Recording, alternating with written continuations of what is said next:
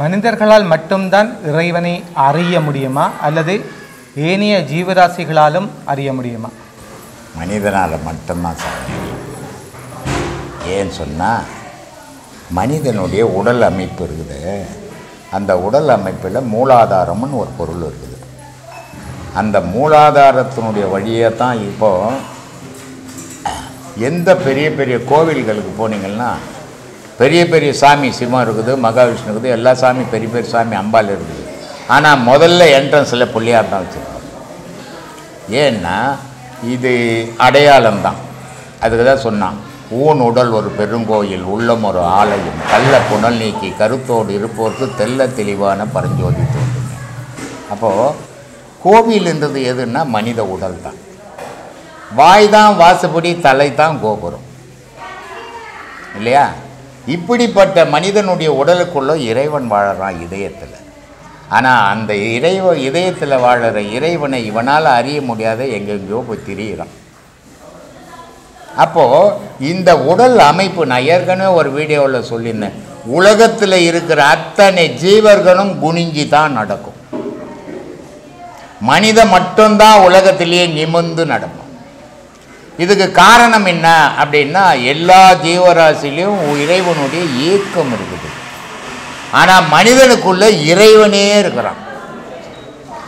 அந்த இறைவனே இங்கே இருக்கிறதால அந்த பகுத்தறிவு இருக்குது. பகுத்தறிவு இருக்கிறதால நம்ம எதை வழிபடணும், எதை வழிபடக்கூடாது, எப்படி நடந்துக்கணும், எப்படி வாழணும், பாசம்னா என்ன, பற்றுன்னா என்ன எல்லாம் அறிய முடியும். இப்போ ஒரு பசு கண்ணு போடுது, அது கடா கண்ணாக போட்டது. அந்த பசு கண்ணு போடுறதுக்கு இன்னொரு கடா அதுக்கு காரணமாக இருந்தது. ஆனால் இந்த பசு கண்ணு போட்டு இந்த கடா மாடு வளர்ந்த உடனே அதனுடைய தாயின்றதை மறந்துட்டு புணரல் பண்ண ஆரம்பிக்கும் இல்லையா? ஆனால் மனிதன் பண்ணுவானா? பண்ண முடியாது. ஏன்னா பகுத்தறிவு இருக்குது.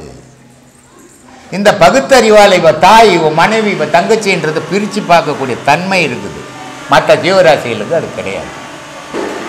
அந்த உடல் அமைப்பு அந்த மூலாதார பிள்ளையாரனுடைய வழியில் போனீங்கன்னா தான் ஒவ்வொரு கடவுளாக எட்டி எட்டி எட்டி கடைசியில் சிவத்தை அடைய முடியும். அப்போது அதுக்கு நிமிர்ந்து நிற்கணும் உடல். இப்போ நம்ம உபதேசம் கொடுக்கும்போது என்ன சொல்கிறோம், இப்படி குனியாதீங்க, குனிஞ்சிங்கன்னா முதுகு தண்டில் காற்று ஏறாது, நிமிர்ந்து உட்காருங்கன்னு சொல்கிறோம் இல்லையா? ஆனால் குனிஞ்சிக்கிற உடம்புல எப்படி போகும்? அப்போ எல்லா ஜீவராசியும் 84,000 கோடி ஜீவராசியும் குனிஞ்சு தான் நடக்கும். மனிதன் மட்டுமே நிமிர்ந்து நடப்பான். அந்த நிமிர்ந்து நடக்கிற மனிதனால் மட்டும்தான் இறைவன் அடைய முடியும். இறைவனால் அடைய முடியுன்றதுக்கு அடையாளம் தான் கோயில்களை மனிதனை கட்டினான். எந்த மிருகமாவது கோயில் கட்டிக்கிச்சா? கட்டிக்க முடியாது. ஏன்னா அது இறைவன் இருக்கிறான்றது ஒன்று தெரியாது. மனிதனுக்கு மட்டும்தான் நம்மளை விட உயர்ந்த சக்தி இருக்குதுன்னு. மாதா பிதா குரு தெய்வம். அப்போது இந்த மக்கள் என்ன நினச்சிக்கிறாங்க, என்னங்க குருவை விட கடவுளை விட அப்பா அம்மா தாங்க கடவுளை, அந்த முட்டாள்தனமாக நினச்சின்னுக்கிறான். கடவுள் குரு மாதா பிதா கணக்கு போடு. அப்போ யார் உயர்ந்தவனா ஆகிறான்? யார் உயர்ந்தவனா ஆகிறான்? கடவுள் உயர்ந்தவனா. ஏன்னா கடவுள் இல்லைன்னா உனக்கு படைப்பே கிடையாது. தாய் ஏது தகப்பன் ஏது? அப்போ உயர்ந்த பொருள் மேலே இருக்குது. அதுக்கு அடுத்தபடியாக குருவுக்குறான், அதுக்கு அடுத்தபடியாக தான் தாய் தகப்பங்கிறான். இது அறியாமல் என்ன பண்ணுறான், தாய் தகப்பன் தாங்க கடவுள் அப்படின்னு இவன் சொல்கிறான். தாய் தகப்பன் இந்த உலகத்துக்கு அடையாளம் காட்டின பொருள். ஆனால் கடவுள் அடையாளம் தாய் தகப்பனால் காட்ட முடியாது. ஒரு குருவால் மட்டும்தான் காட்ட முடியும். அதனால தான் தாய் தகப்பனை விட குரு உயர்ந்தவர், குருவை விட கடவுள் உயர்ந்தவர்னு வச்சிருக்கிறான் இல்லையா? அப்போது மனிதனால் மட்டும்தான் இறைவனை தேட முடியும், இறைவனை அடைய முடியும். காரணம் என்னன்னா மனிதனால் மட்டும்தான் அவன் மூச்சை அவன் அறிய முடியும், ஜீவராசிகளால் அறிய முடியாது. அதனால் அது இறைவனை அறியாது. சொல்லுங்க சுவாமி. விந்து என்பது மூலாதாரத்தில் மட்டும்தான் இருக்கின்றதா அல்லது வேறு பகுதியிலும் மனிதனுடைய உடலில் இருக்கின்றதா? 2 பகுதியில் இருக்குது. ஒன்று மூலாதாரத்தில் இருக்குது, அதுக்கு பேர் ஸ்தூல விந்துன்னு பேர். ஒன்று சுழியில் இருக்குது, அதுக்கு பேர் சூட்சும விந்துன்னு பேர். ஸ்தூலம் என்ன சூட்சுமம்னா என்னான்னு கேட்பீங்க. ஸ்தூலம்னா நீ பார்த்த பொருள், சூட்சுமம்னா பார்க்காத பொருள். ஆனால் இந்த பார்க்காத பொருள் ஸ்தூல விந்துக்குள்ளே இறங்கலைன்னா ஒரு கருத்தரிக்காது. அந்த சூட்சும விந்து அந்த ஸ்தூல விந்துக்குள்ளே புகுந்து அந்த தாயினுடைய யோனியில் போனால்தான் கருத்தரிக்கும். நீ 50 வாட்டி ஒரு ஆணும் பெண்ணும் புணரல் பண்ணால் கூட ஸ்தூல விந்து மட்டும் போச்சுன்னா கருத்தரிக்கவே தரிக்காது. இது எப்படின்னா, இப்போ மழை பெய்யுது, கீழே தண்ணிக்குது, உழுந்த உடனே ஒரு பபிள்ஸ் வருது. அது எப்படி இந்த பபிள்ஸ் வந்தது? இந்த உழற வேகத்தில் காற்றை வச்சு உள்ளே வச்சுக்கிச்சு, அதனால் அந்த பபிள்ஸ் வந்து இந்த காற்று வெளியேறினோடனே இந்த பபிள்ஸ் உடஞ்சி போகுது இல்லையா? அதே மாதிரி இந்த சூட்சும விந்துன்றது காற்றும் சப்தமும் கலந்தது. ஸ்தூல விந்துன்றது நீரும் மண்ணும் கலந்தது. அப்போ இந்தக்குள்ள அது புகுந்த உடனே அது மூடிக்கும், கருத்தரிக்கும். அப்போ 2 விந்து, ஆணுக்கும் பெண்ணுக்கும் சமம் தான். பெண்ணுக்கு சுரோனிதம்ன்றோம், சூட்சும சுரோனிதம், ஸ்தூல சுரோனிதம்ன்றோம். ஆணுக்கு சூட்சும விந்து ஸ்தூல விந்துன்னு சொல்கிறோம். ஆகக்கூடிய 4 பொருள் இருக்குது. நியூட்ரல் பேஸ்ட் மாதிரி அது. 1000 வாட்ஸ் ஒரு ஒயர் வந்தால் பல்பு வச்சா எரியுமா? நியூட்ரல் வந்தால் தான் எரியும். அதே மாதிரி இந்த ஸ்தூல விந்து போனால் எரியாது. ஸ்தூல விந்து மட்டும் ஒரு கருவை உண்டாக்குமானா ஆக்காது, சுரோனிதம் வேணும் அதுக்கு. அப்போது ஆணுனுடைய விந்து பேஸ், பெண்ணுனுடைய விந்து நியூட்ரல், இது 2 கலந்து தான் ஒரு உருவம் உருவாகுது. இப்படிதான் சாமி. ஆனால் சுவாமி, நீங்கள் ஏற்கனவே நீங்கள் சொல்லியிருக்கிறீங்க அதாவது ஒரு மனிதன் மரணிக்கும் போது கண்ணை திறந்து பார்ப்பா, அங்கேயும் அது வெளியேறும்ன்றது அது என்ன இது, கண்ணையோ அல்லது வேற? ஒரு உடம்பு சரியில்லை ஒரு ஆளுக்கு, ரொம்ப டேஞ்சராகிறார். அவரை முன்னெல்லாம் டாக்டர்கிட்ட கூட்டுன்னு போனால் அவர் பார்க்குற இடம் முதல்ல கண்ணை திறந்து பார்ப்பார், காப்பாற்ற முடியுமா காப்பாற்ற முடியாதான்ட்டு. அடுத்தபடியாக துணியை தூக்கி பார்ப்பார். ஏன்னா அந்த ஆண் பெண் குறியில் விந்து வெளியேறிச்சுன்னா காப்பாற்ற முடியாது. அது மரண தருவாயில் அந்த ஆண் பெண் குறியில் விந்து வெளியேறிடும், சூட்சும விந்து. ஸ்தூல விந்து காணாமல் போயிடும். அப்போது அந்த சூட்சும விந்து கண்ணுக்கு மேலே இருக்குது, அதை பார்த்து சரி காப்பாற்ற முடியும் டாக்டர் முடிவு பண்ணுவார் இது. ஆனால் இது காப்பாற்றவே முடியாத போது ஸ்தூல விந்து வெளியேறி சூட்சும விந்து காற்றோட காற்றா கலந்தது, இது மரணம் சம்பவிச்சிடும். இதுதான் சாமி அடிப்படையது. இப்போ பாதரசமும் விந்துவும் கிட்டத்தட்ட ஒரே மாதிரி பாவனை தான். ஆமாம், பாதரசத்துக்கிட்ட கொஞ்சம் நெருப்பை காட்டினா இல்லாமல் போயிடும், விந்து கிட்ட கொஞ்சம் நெருப்பை காட்டினா இல்லாமல் போயிடும். பாதரசமும் விந்தும் ஒரே மாதிரி தான். அதனால் மனிதர்களுக்கு பாதரசத்தால் மனிதர்களுக்கு என்ன நன்மை? பாதரசம் லெவல் பார்க்கறதுக்கு உதவும், அவ்வளோதான். ஆனால் விந்துல அதனால தான் அகஸ்தியர் ரொம்ப அழகாக சொன்னார், எப்பா ஏதோ விந்து விந்து விந்துன்னு பேசுகிறீங்க, இந்த விந்துக்குள்ளே என்ன இருக்குதுன்னு பார்த்தீங்களா அப்படின்னார். 5 பஞ்சபூதம், இப்போ ரத்தம் இருக்குது இல்லை, உடலில் நீர் இருக்குது, ஒன்றுக்கு வருது இல்லை, அதிலெல்லாம் 5 பஞ்சபூதம் கிடையாது. ஆனால் விந்தில் மட்டும் 5 பஞ்சபூதம் இருக்குது. இப்போ ரத்தத்தை ஒரு கையை அறுத்து ரத்தத்தை எடுத்து டேஸ்ட் பண்ணி பார்த்தா ஒரே மாதிரி இது தான் இருக்கும் இல்லையா? உமிநீர் எடுத்து டேஸ்ட் பண்ணி பார்த்தா ஒரே உப்பு கறிக்கு தான் இருக்கும், ஒரு நிலை தானே அது. ஆனால் விந்து எடுத்து டேஸ்ட் பண்ணிப்பார், 5 விதமான சுவை கிடைக்கும் அதில். அப்போது 5 பஞ்சபூதமும் விந்தில் அடங்கி இருக்குது. 5 பஞ்சபூதங்கள் சேர்ந்தால் ஒரு உருவமாக உருவாகுது இல்லையா? இப்போ மரபணு ஆராய்ச்சி நடத்துகிறாங்க. என்ன எப்படி நடத்துகிறாங்க? ஒரு பொருளை அவங்களே உருவாக்குறதே கிடையாது, ஆக்கவும் முடியாது இல்லையா? ஒரு பெண்ணுக்கிட்ட இருந்து சுரோனிதை எடுத்து ஒரு ஆணுக்கிட்ட இருந்து விந்தை எடுத்து 2ஐயும் சேர்த்து ஒரு உருவத்தை உண்டாக்குறாங்க. இது மனிதங்கிட்ட மட்டுமா இல்லைன்னா மிருகங்கிட்டவும் அப்படி தான். ஆனால் அந்த விந்துன்ற ஒரு பொருளை சேர்க்காம ஒரு விஞ்ஞானியால் ஒரு பொருளை உருவாக்கவே முடியாது, எந்த விஞ்ஞானியாலையும் ஆக்க முடியாது. அப்போது இந்த உலகத்தினுடைய விதையே விந்து தான். அந்த விந்துன்ற ஒரு விதை இல்லைன்னா விருட்சம்ன்றதே ஒன்று கிடையாது. ஒரு உயிரினம் கூட இந்த உலகத்தில் நிற்காது. இப்போ ஒரு ஏரி இருக்கும், அது காஞ்சி போயிட்டுருக்கும். திருப்பி மழை பெஞ்ச உடனே அதில் மீனெல்லாம் உருவாயிடும். எப்படி உருவாச்சு? தண்ணியில் மீனாக வந்தது இல்லை. மீன் இருந்ததுனுடைய விளைவு அங்கே முட்டைங்க இருக்கும். இந்த தண்ணி பட்ட உடனே அது பொரிஞ்சு திருப்பி மீன் மாறிடும். அப்போது அந்த விந்து தான் விதை உலகத்துக்கு. அந்த விந்துன்ற ஒரு பொருள் இல்லைன்னா இப்போ ரத்தத்தை எடுத்து மரபணு செய்ய முடியாது, யூரின் எடுத்து மரபணு செய்ய முடியாது, விந்து எடுத்து மட்டும்தான் மரபணு செய்ய முடியாது. என்னால் தான் சொன்னான், சாகா கால் போகா புனல் வேகா தலைன்னா. இந்த முப்பொருள் தாண்டா நீ. எது எது? இந்த உடம்பை நீன்னு சொல்லிங்கிறியே, இந்த உடம்பு நீ இல்லைடா. ஜீவன், ஜீவன்னா விந்து, உயிர், உயிர்னா காற்று, ஆன்மா, ஆன்மானா சத்தம். இந்த முப்பொருள் சேர்ந்த தாண்டா நீ இந்த உலகத்தில் வாழ்ந்துன்னுக்கிற. இந்த முப்பொருள் விலகும் போது நீ இருக்க மாட்டேடான்ட்டான். மற்றவங்களை காயப்படுத்தக்கூடாதுன்னு ரொம்ப கவனமாக இருக்காங்க. சரி, ஆனால் அவங்கள தான் எல்லாரும் அதிகமாக காயப்படுத்துகிறாங்க. இது என்ன காரணம்?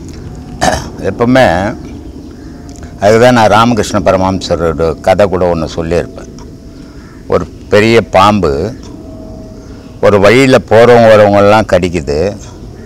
அதனால் அந்த வழியில் வர்றதுக்கு எல்லாரும் பயந்து போயிட்டு வர்றதே கிடையாது. ஒரு நாள் ஒரு சாமியார் அந்த வழிக்காக வர்றார். வரும்போது அந்த ஊர் ஜனெல்லாம் சொல்லுது, போகாதீங்க, பெரிய பாம்பு இருக்குது, அது எல்லாரையும் கடித்து கொள்ளுது அப்படின்ட்டு. சாமியார் அவங்க பேச்செல்லாம் கேட்காம வரார். வந்தால் அந்த பாம்பு அத்தனை பேரை கடிக்கிற மாதிரியே இவர்கிட்டவும் போகுது. அப்போ இவர் என்ன பண்ணுறாரு, அதை கட்டுப்படுத்துகிறார். கட்டுப்படுத்திட்டு சொல்கிறாரு, இனிமேல் உன் வாழ்க்கையில் நீ யாரையுமே கடிக்கக்கூடாது, கடிக்காமல் இருக்கணும், நீ உன்னை கண்டு ஊர் பயப்படுது, அது மாதிரி ஆகிடக்கூடாது அப்படின்னு சொல்லிட்டு போயிடுறாரு அவர். இது அதோட கடிக்காமல் இருக்குது. கடிக்காமல் இருக்கிறதால ஊர் ஜனங்கள்லாம் முதல்ல இதை கண்டாவே பயந்தவங்கெல்லாம் அதை கல் தடித்து சாவ பொழைக்க ஆக்கிட்டாங்க அந்த பாம்பை. அப்போ அந்த சாமியார் போயிட்டு மறு வாரம் வராரு. வந்தாக்கா பாம்பு குத்து உயிரம் குழ உயிரமா இருக்குது, சாகிற மாதிரி ஆகுது. அவருக்கே ஒரு மாதிரி மனசு கஷ்டமாகி போச்சு, என்ன அந்த பாம்பு இப்படி ஆகிப்போச்சு அப்படின்ட்டு. அப்போ அவர் கேட்குறாரு, என்ன ஆச்சு உனக்கு, ஏன் இப்படி ஆகிட்டு அப்படின்னு.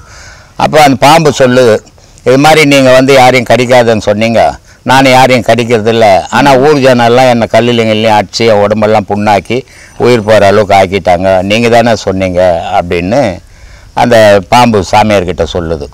அது சாமியார் சொல்கிறாரு, அப்பா உன்னை கடிக்க வேணான்னு தான் சொன்னேன், உன்னுடைய பாதுகாப்புக்கு சீர வேணான்னு சொல்லலை. நீ சீரி இருந்தீங்கன்னா அத்தனை பேரை பயந்து உங்ககிட்ட வந்திருக்க மாட்டான் யாரும். அதனால நீ சீரி இருக்கணும், சீராத்தினால இப்போ இவ்வளோ பெரிய கொடுமை வந்ததுன்னு அப்புறம் அவர் பாம்பை குணப்படுத்தி வச்சுட்டு போயிடுறாரு. அந்த மாதிரி மனுஷன் நான் நல்லவன் அப்படின்னு கம்மன் உட்காந்துனா வரவெல்லாம் கழு தூக்கி போடுவான் மேலே. அதனால ஓரளவுக்கு யாரும் நம்ம கிட்ட வரக்கூடாது, நம்ம யாருக்கிட்டும் போகாத அளவுக்கு நம்ம நடந்துக்கணும். அது ரொம்ப முக்கியமா. சொல்லுமா. ரொம்ப நல்லவங்களா இருப்பாங்க, நிறைய கெட்ட பழக்கம்லாம் இருக்காது, அவங்களுக்கு அகால மரணம் ஏற்படுது. மரணத்துக்கு கெட்டவனா நல்லவனான்றதே கிடையாதும்மா, எல்லாருக்கும் மரணம். இப்போ கெட்ட பழக்கங்கிறவனுக்கு மரணம் வருது, நல்ல பழக்கங்கிறவனுக்கும் மரணம் வருது. குழந்தைக்கு என்ன பழக்கங்குது? சின்ன குழந்தைங்க பிறந்த உடனே செத்து போதா? அப்போ அதுக்கு எந்த பழக்கமே இல்லையா? ஒரு மனுஷனுக்கு மூச்சு அளவு இருக்குது. இறைவன் படைப்பில் ஒரு மனுஷன் இத்தனை கோடி மூச்சு உனக்கு ஓடணும்னுக்குது. ஒரு நிமிஷத்துக்கு 15 மூச்சு ஓடணும். அப்போ நீ அந்த 15 மூச்சு சீராக இருந்ததுன்னா 70-80 வயசு வரைக்கும் இருக்கலாம். அந்த மூச்சு சீராக ஓடாமல் தண்ணி அடிக்கிறது, சிகரெட்டு பிடிக்கிறது, பல கெட்ட பழக்கங்களுக்கு அடிமையாகி அந்த மூச்சு 15 மூச்சு ஓட வேண்டிய மூச்சு 20 மூச்சு ஒரு நாளைக்கு ஓடிச்சுன்னா 50 வயசு 40 வயசுலேயே செத்து போய்டும். அவன் நல்லவனா கெட்டவனான்றது மூச்சு கிடையாது. மனுஷனுக்கு மரணம் தான் முக்கியம். அந்த மரணம் இவன் செயல்லேருந்து எப்போ வேணாலும் வரலாம். கூடிய ஒரு மனுஷனுடைய மூச்சு அளவு தான் அவனுடைய உலக வாழ்வு. அந்த மூச்சு இழந்துட்டான்னா உலக வாழ்வு இழந்துருவான். அதனால் அந்த மூச்சை நம்ம சீராக பார்த்தோம். அதனால தான் ஒவ்வொரு வீடியோவிலையும் சொல்லியிருப்பேன், மூச்சை கவனிங்க, மூச்சோடு வாழுங்க, அது உங்களுக்கு நன்மை தரும். நீங்கள் மூச்சை மறந்துட்டு உயிரை மறந்துட்டு உடலை நம்பியே வாழறதுங்க. பகுட்டு வாழ்க்கை வாழும்போது அழிவு நிச்சயம் அப்படின்னு சொல்லியிருப்பேன். சொல்லுமா. அடுத்தது ஒரு சிலருக்கு வந்து நிறைய நம்ம சொந்தக்காரங்களோட இருக்கணும், சரி, நண்பர்களோட இருக்கணும் அப்படி ஆசைப்படுவாங்க. ஆனா அந்த மாதிரி உள்ளவங்களுக்கு தான் தனிமைப்படுத்தப்பட்ட ஒரு வாழ்க்கை அமையுது. சரி, அது எதனால? ஏன் இவங்க போய் எல்லாரோடையும் அவங்க வாழ வேண்டியது தானே? இது தேவையற்ற வேலை தானே இன்னொருத்தரை போய் கூட்டின்னு வந்து வச்சுக்கிறது. அப்போ இவங்க ஒரு நாளைக்கு இவங்க கையில் மனுஷன் எப்படின்னா இன்னைய உலகம் கையில் பணம் இருந்தால் நீ நல்லவனா கெட்டவனா முக்கியம் கிடையாது. உங்கள்கிட்ட பணம் இருந்ததுன்னா 10 பேரும் உங்கள்கிட்ட சேர்ந்துருவோம். நீ எவ்வளோதான் தங்கமானவனாக இருந்தாலும் உங்கள்கிட்ட பணம் எல்லாம் நாய் கூட உங்கள்கிட்ட வந்து வாழாட்டாது. அது மாதிரியான உலகம். அதனால் இன்னொருத்தர் நான் சேர்த்துக்கினேன், அதனால் நான் கஷ்டப்படணும், உன் தப்பு தான் அது. நீ உன் வாழ்க்கையை பார்த்து வாழணுமே தவிர இன்னொருத்தரை பார்த்து வாழக்கூடாது. நான் பல வீடியோக்களில் சொல்லுவேன், உங்களை பார்த்து வாழுங்க, ஊரை பார்த்து வாழாதீங்க. ஊரை பார்த்து வாழ்ந்தீங்கன்னா உங்களுக்கு ஆபத்து வரும் அப்படின்னு சொல்லியிருப்பேன். அதனால் இந்த தேவையற்ற வேலைகளை நிறைய பேர் இந்த மாதிரி செய்கிறாங்க. பெருமைக்கு போய் எல்லாருக்கிட்டும் போகிறது, அவங்களுக்கு போய் செலவு பண்ணுறது, அப்புறம் இவங்ககிட்ட இல்லாத போது அவங்களாம் மதிக்கிறது இல்லை. அப்போ மன வருத்தப்பட நான் இவ்வளோ செய்தேன், உன் யார் போய் அவங்க கேட்டாங்க வந்து நீ ஏன் மேல் ஊந்து போய் செய்து போட்டு பின்னாடி வருத்தப்படுறதுல பயனே கிடையாது. உன்னை நீ காப்பாற்றிக்கோ, கடவுளை நனி, தர்மத்தை பண்ணு, அது மட்டும்தான் உன்னை காப்பாற்றும். மற்ற மனுஷனுக்கெல்லாம் போய் நீ உதவி செய்யிட்டேன்னா பின்னாடி கஷ்டம்தான் உனக்கு.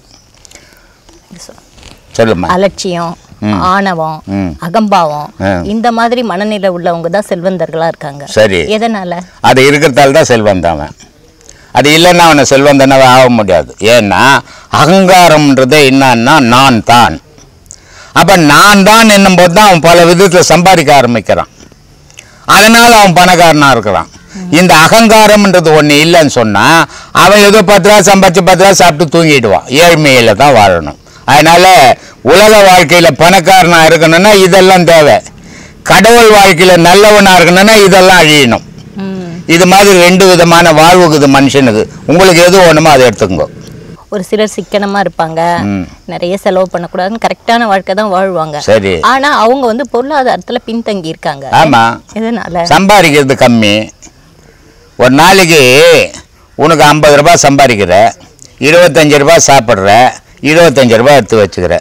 ஒரு நாளைக்கு ஒருத்தன் 1000 ரூபாய் சம்பாதிக்கிறான், 50 ரூபாய் செலவு பண்ணிட்டு 950 ரூபாய் எடுத்து வைக்கிறான். அப்போ அவன் முன்னேறி தானே இருப்பான். அதனால உன்னுடைய உழைப்பை பார். நம்மளுக்கு எவ்வளோ தேவை அந்த அளவுக்கு நம்மளால சம்பாதிக்க முடியுமா, சம்பாரிச்சோமா நமக்கு பாதுகாப்புக்கு எடுத்து வச்சுக்கணுமா, அப்படி வாழுங்க, பிரச்சனையாக இருக்காது. இன்னொருத்தனை பார்க்கவே கூடாது. அவன் எப்படி திருடுவான்? நீங்கள் போய் திருடுவீங்களா? அவன் திருடிட்டு கோட்டீஸ்வரனா இருப்பான். உனக்கு திருடுனாவே பிடிக்காது. அப்புறம் நீ எப்படி அவங்க கூட போய் போட்டி போட முடியும்? அதனால ஒழுக்கம் முக்கியம் வாழ்க்கைக்கு. ஒழுக்கம் இல்லாத வாழ்வு நிலையற்ற வாழ்வு. அதனால தான் சொன்னான் கண்ணதாசன், ரொம்ப அருமையானதுன்னா, அளவுக்கு மேலே பணம் வைத்திருந்தால் அவனும் திருடனும் ஒன்றாகும், வரவுக்கு மேலே செலவுகள் செய்தால் அவனும் குருடனும் ஒன்றாகும்னா. அதனால 1000 ரூபாய் சம்பாதிச்சு 2000 ரூபாய் நான் சொந்தக்காரெல்லாம் வந்துட்டாங்க செலவு பண்ணால் மறுநாள் கடங்காரன் வந்து நிற்பான். அதனால உன்னுடைய வருமானத்துக்கு ஏற்ற மாதிரி செலவு பண்ண கற்றுக்கோ, உன் வாழ்க்கை நல்லா இருக்கும். இலகிய மனசோட மற்றவங்களுக்கு நம்ம உதவி பண்றோம். ஆனா அந்த உதவி பண்ணவங்க அதை நினைக்காம நம்மளை ஏமாத்திட்டு போறாங்க. ஆமா, எதனால? நம்ம ஏமாத்துறது தான் கரெக்ட்.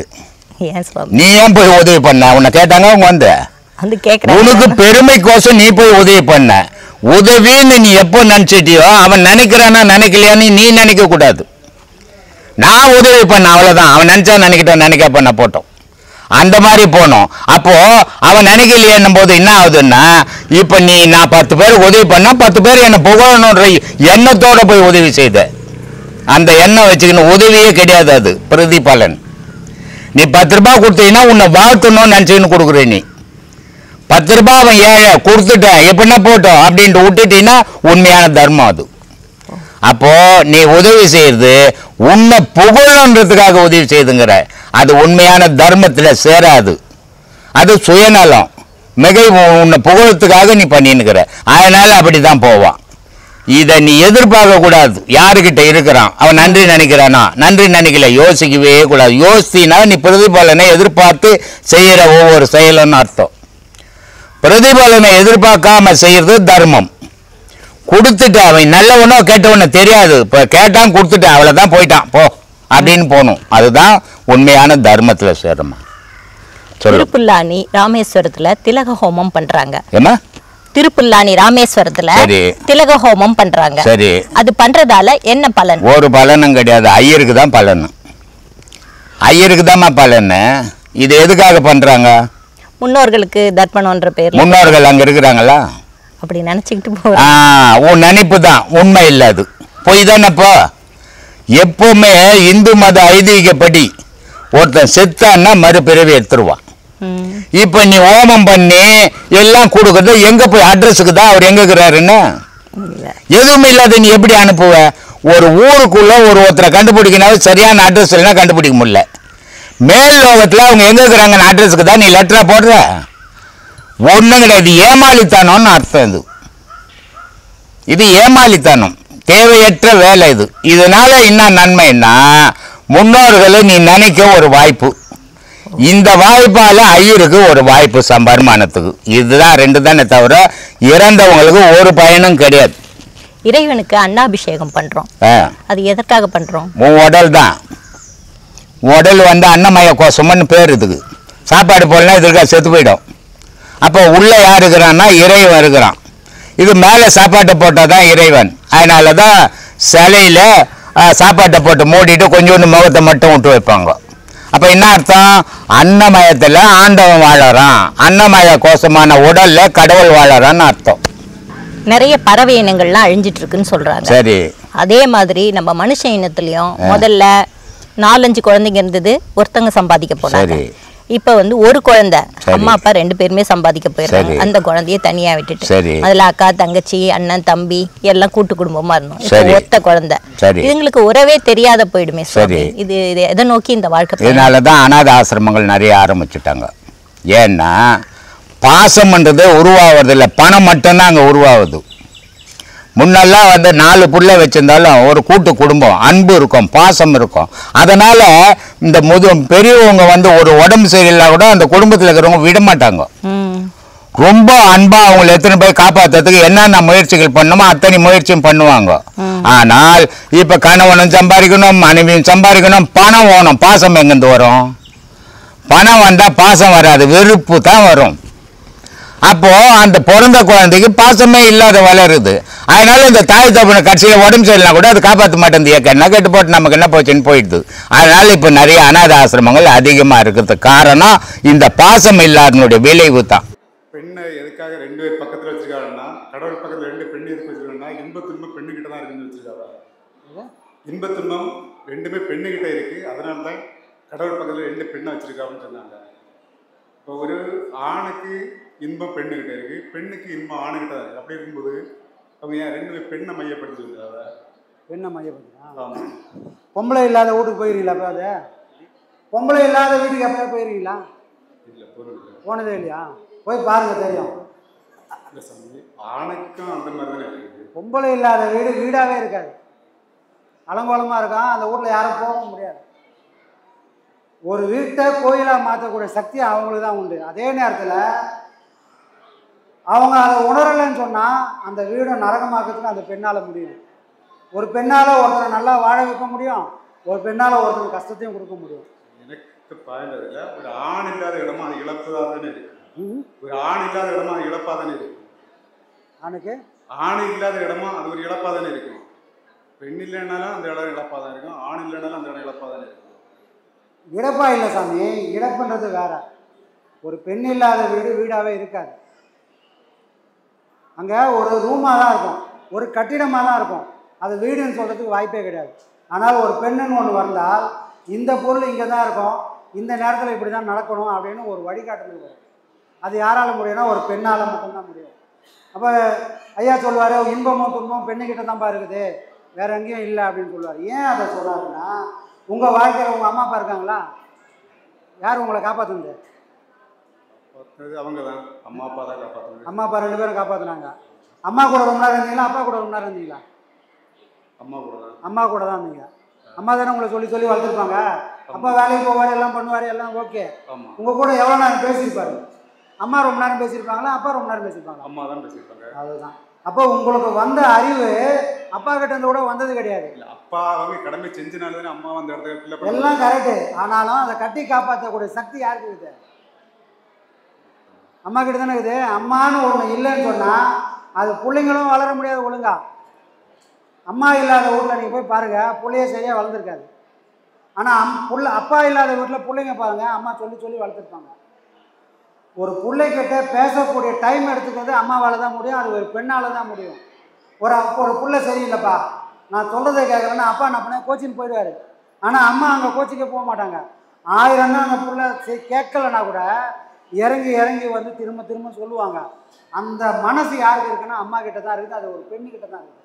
அப்பா என்ன பண்ணார் தெரியுமா, 4 வாட்டி சொல்லி பார்ப்பார், 4வது வாட்டி சொல்லி கேட்கலன்னா அடப்போடா காய்தன்னு போயினே இருப்பார். நீ எக்கேடு போனால் எனக்கு என்னன்னு போயினே இருப்பார். ஆனால் அம்மா ஒரு காலமும் அவன் 1000 விஷயமையாக இருந்தாலும் 1000 புரியாமல் ஜடமாக இருந்தாலும் கூட ஏன் பிள்ளைன்னு சொல்லி அரவணைப்பாங்களே தவிர தூக்கி போட்டு போகக்கூடிய மனம் அவங்ககிட்ட கிடையாது. அப்போ யார்கிட்ட இன்பம் இருக்குது, யார்கிட்ட இன்பம் இருக்குதுன்னா பெண்ணுக்கிட்ட மட்டும்தான் இருக்குது. அது ஒரு தாயை தான் அதை கொடுக்க முடியும். சரிங்களா? அதுதான் சந்தோஷம். நல்லது. அடுத்து இந்த புல்லாகி புழுவாகி மரமாகி அந்த மாதிரி பாட்டு இருக்குது. இதில் அப்படின்னா ஒரு ஆளோட ஆன்மா தான் அதில் பயணம் செய்யுமா? இப்போ நான் வந்து தப்பு பண்ணிட்டேன்னு திரும்ப புல்லாப்பம் பிறக்க போகிறேன், அந்த மாதிரி தான் திரும்ப வர போகிறேன். அப்படின்னா என்னோட ஆன்மா தான் திரும்ப அதில் பிறக்க போகுதா? ஆன்மா தான் சாமி பிறப்பெடுக்கும். அதுலேருந்து என்னோட ஆன்மா தானே பயணம் பண்ணுவோம். என்னோட ஆன்மா தானே புல்லாகி புழுவாகி திரும்ப பயணம் பண்ணிடுவோம். ஆமாம். அப்படின்னா நம்ம ஐயா ஒரு இதில் சொல்லியிருக்காரு, இந்த விலங்குகளை கொல்லக்கூடாதுன்னு உள்ளதுக்காண்டி சொல்லியிருப்பாரு. புரியல? உயிரினங்களை கொல்லக்கூடாதுன்னு உள்ளதுக்காக சொல்லியிருப்பாங்க. என்னென்னக்கு ஒரு இதுகிட்ட இருந்து உறவு இருக்குது. இப்போ பசு மாடு கோழி இதோடுக்கெல்லாம் ஒரு உறவு இருக்குது. இந்த கீரை தாவரங்களுக்கு உறவு இல்லை. உறவு இல்லைனாலும் அதுக்கு ஆன்மா இருக்கு இல்லையா? ஆனால் அதுவும் பெருசு தானே. அதையும் நம்ம கொஞ்சம் தப்பாக தானே இருக்கும். அதுக்கு தான் மாணிக்கவாசர் சொன்னார், செல்லாது நின்ற தாவர சங்கமத்துள் 2 வகையான உயிரினங்கள்ப்பா. ஒன்று அசையக்கூடிய உயிரினம், ஒன்று அசையாமல் இருக்கக்கூடிய உயிரினம். 2மே உயிர் தான். ஆன்மா பயணம் பண்ணுது. ஆன்மாவும் வேறெல்லாம் விட ஆன்மான்றது ஒன்று தான், ஒரே பொருள் தான். நீ தான் எல்லாமாவும் பிறக்க போகிற, எல்லா சக்தியும் உனக்குள்ளே இருக்குது. யாரால் எப்படியா ஒன்றா ஆவ? நாயாக ஆக முடியும், மரமாக ஆக முடியும், புல்லாகவும் வர முடியும். யாரால் முடியும்னா உன்னால் மட்டும்தான் முடியும். ஏன்னா அது ஆன்மா, அதுக்குன்னு வடிவம் கிடையாது. அந்த வடிவம் இல்லாதனால தான் அது செய்யக்கூடிய பாவத்தெல்லாம் சொன்னதுக்குன்னு அது எதை வேணா பிறகு எடுத்துக்கும். என்னோட பசிக்கு நான் அப்போ இன்னொரு ஆன்மாவை தானே கொல்லி எல்லாம் இருக்குது. அது தப்பு இல்லை. எல்லாவாலையும் பிறக்க முடியும். மனுஷனாக தான் பிறக்கணும், எந்த கட்டாயமும் கிடையாது. தகுதி இருந்ததுனால தான் மனுஷனாக பிறந்திருக்கிற. இன்னும் நீ தகுதியாக வளர்த்துக்கணுன்னா இன்னும் நல்ல பிறவியாக வருவேன். இல்லைன்னு சொன்னால் திருப்பி கீழ்நிலைக்கு போக வேண்டிய வாய்ப்புகள் இருக்குது. என்னோட பசிக்கு வந்து நான் ஒரு உயிரை கொல்லக்கூடாது. ஆனால் ஒரு தாவரத்தில் ஒரு ஆன்மா இருக்குன்னா அதை கொல்லிய தப்பு கிடையாதுன்னு. அந்த ஆன்மா நீ போகணும் உடனே இப்போ முருங்கை மரத்தில் முருங்கை அறுத்துரு. முருங்கை மரம்னா வாடி கீழே ஊந்துருமா? வாடி ஊந்துருமா? ஒரு கோயோட கழுத்தில் அறுத்துறேன்னா அவனை வளருமா கோய் கழுத்து? இதுதான் வித்தியாசம். நீ அறுத்தாலும் அறுக்கனாலும் அது காய்ச்சிக்கே போகுது. இதுதான் அங்கே ஆன்மான்றது அழிய போகிறது கிடையாது. மரத்துலேயும் ஆன்மா இருக்குது. ஆனால் நீ பறிக்கிறதுனால ஒன்றுமே ஆகிடாது. புரியுதுங்களா? அது வினையாக அதாவது அனுபவிக்க வந்தது. மரமாக எவ்வளோ காலம் நிற்கணும்னு இருக்குதோ அவ்வளோ காலம் நின்று ஒரு நாள் அது விழுந்துடும். புரியுதுங்களா? அந்த மாதிரி மனுஷனுக்கும் இவ்வளோ காலத்தில் வாழ்ந்து இவ்வளோ காலத்தில் முடியணும்னு. இது மனுஷனுக்கு மட்டும் இல்லை சாமி, எல்லாத்துக்கும் இதுதான் பொதுவான விதி. புரியுதுங்களா? அதனால் ஆன்மான்றது எல்லாமே ஆன்மா தான். அது அனுபவிக்கிற முறை தான் வேறு வேறு. நீ சொல்லிவிட்டு அழுகுறப்போ என்கிட்ட சொல்லிடுற. இப்போ ஒரு மரம் வந்து சொல்லாது, ஆனால் அதுக்கும் எல்லாமே தெரியும். ஒரு மானை ஒரு சிங்கம் வேட்டையாடுது, அந்த வழி அதுக்கு தெரியுமா தெரியாதா? தெரியும். ஆனால் அது சொல்லுமா? சொல்ல முடியாது, பலியாயிடுச்சு. ஆனால் உன்னை வேட்டையாடி நீ தப்பிச்சு வந்துட்ட. நீ என்ன சொல்லுவ? வரவங்க எல்லாருக்கிட்டையும் சொல்லுவேன். என்ன சொல்லுவேன்? சிங்கத்துக்கிட்ட இவ்வளோ பாடுபட்டேன், ஓடியான்ட்ட தப்பிச்சிட்டேன், கதையாக சொல்லுவேன். நீ பேசுறதுனால இப்போ சொல்லினுக்கிற, அது பேசாமல் மரமாக நிற்குது. அதுக்கும் எல்லாம் அனுபவிக்கும். ஏன்னா அதுக்கும் விதி இருக்குது. எதெல்லாம் அனுபவிக்கணும் உயிர்கள் தோன்றிக்குதோ அதெல்லாம் அனுபவிச்சாதான் அது பிறவியே மாறும். இல்லைன்னா அது அங்கேயே தான் கிடக்கும். புரியுதா? நீயும் நானும் அனுபவிக்க வந்திருக்கிறோம். எதெல்லாம் அனுபவிக்கணுக்குதோ அதை அனுபவித்தால் மட்டும்தான் இந்த பிறவி மேல்நிலைக்கு போகும். இல்லைன்னா இது இதோட மோசமாக போகும். சரியா? அறிவு, புத்தி, ஞானம் 3 வித்தியாசம் இருக்குங்களா? வித்தியாசமா? அறிவு, புத்தி, ஞானம். இப்போ நீ அறிவு மூலிமா பேசுகிறீங்களா, புத்தி மூலிமா பேசுகிறீங்களா? அறிவு தான். அறிவு மூலிமா பேசுகிறீங்க. அறிவு மூலிமா பேசணும்னா அது எங்கேயோ ஒரு இடத்துல உட்காரணும். எங்கே உட்காரணும்னா உங்களுக்குன்னு ஒரு இயல்பு இருக்கும். நான் இப்படி தான் சிந்திப்பேன், நான் இப்படி தான் யோசிப்பேன், நான் இப்படி தான் செய்வேன்னு ஏதோ ஒரு குணம் உங்கள்கிட்ட இருக்குதுல்ல, யாரை மாதிரி நீங்கள் இல்லை. அதுக்கு காரணம் என்னென்னா உங்களுக்குள்ளே இருக்கிற புத்தி. அந்த புத்தி தான் எல்லாத்துக்கும் அடிப்படை. எல்லாரும் அடி வாங்குகிறோம், எல்லாரும் உதவ வாங்குகிறோம், எல்லாருக்கும் கஷ்டங்குது. ஆனால் யாரோ 10 பேர் நல்லா எல்லாத்தையும் தாங்கிட்டு போயினேக்கிறாங்க. 10 பேர் எல்லோரும் தாங்குறாங்களா? தாங்கிறதில்ல, ஊந்து பரல்றாங்க. காரணம் என்ன? அந்த எத்தனையோ பிறவிகளை செஞ்ச அந்த பாவ புண்ணியம் எல்லாம் நம்ம புத்தியில் ரெக்கார்ட் ஆகிருக்குது. அந்த செஞ்ச பாவ புண்ணியத்துக்கு ஏற்ற மாதிரி இங்கே பிறவிகள் அமையும். அதுக்கேற்ற மாதிரி தான் நான் சிந்திப்பேன். அந்த சிந்திக்கிறதே எல்லாம் தெரியுமா வருதே உங்கள் புத்தியிலேருந்து தான் வந்துக்குது. இப்போது அறிவுன்றது இந்த பிறந்ததுக்கப்புறம் நீங்கள் எல்லாத்தையும் அனுபவிக்கிறீங்க பாருங்கள், அங்கேருந்து வந்தது. அடிப்படையில் உங்களுக்குள்ள புத்தின்னு ஒன்று இருக்குது, புரியுதுங்களா? நீங்கள் எத்தனையோ பிறவி சேர்த்து வச்சிங்க பாரு, அது மாதிரி தான் நீங்கள் சிந்திப்பீங்க. ஆனால் காலம் என்ன பண்ணால் நீ அந்த மாதிரி இருக்காதுனா நீங்கள் உதைக்குது பாரு. இங்கேருந்து அறிவை கொண்டு நம்ம வாழ கற்றுக்கணும். சரி, இது மட்டும் போதுமானா? இது போதாது. இந்த புத்தியோ இந்த அறிவும் நமக்கு ஞானம்ன்றதை ஒன்று காட்டி கொடுக்கும். அது எப்போ மாறவே மாறாது. அது யாரை காட்டி கொடுக்கும்னா உன்னை காட்டி கொடுக்கும். நீ யாருன்றது தான் ஞானம் தான் காட்டி கொடுக்கும். அறிவோ புத்தியோ எதுவுமே காட்டி கொடுக்காது. சரிங்களா? அந்த ஞானத்தை அடைஞ்சால் நாம் தேட வேண்டிய பொருள் ஒன்றுமே இல்லை, சுயமாக நிற்போம். அறிவுக்கும் எல்லை இல்லை, புத்திக்கும் எல்லையே இல்லை, போயினே இருக்கும். புத்தி விஞ்ஞானிகள் இருக்கிறாங்க, அவங்களாம் அறிவு மயமானவங்க. ஒன்று இன்றைக்கி ஒரு பொருளை கண்டுபிடிக்கிறான், இதுதான் உண்மைன்றான். அது எவ்வளோ நாள் நினைக்கிறேன் இன்னொரு பொருளை கண்டுபிடிக்கிற வரைக்கும். அப்போ அறிவுன்றது ஒரு தொடர்கதை, அதுக்கு ஒரு முடிவே இல்லை. ஞானம்ன்றது இதுதானே, அவ்வளோதான் சத்தியம், அது மாறவே மாறாது. அப்போ நம்மளோட அறிவை அங்கே கொண்டு போய் நிறுத்தணும், இல்லைன்னா இதுக்கு முடிவே கிடையாது. சரியா? Okay sir. ஆத்மா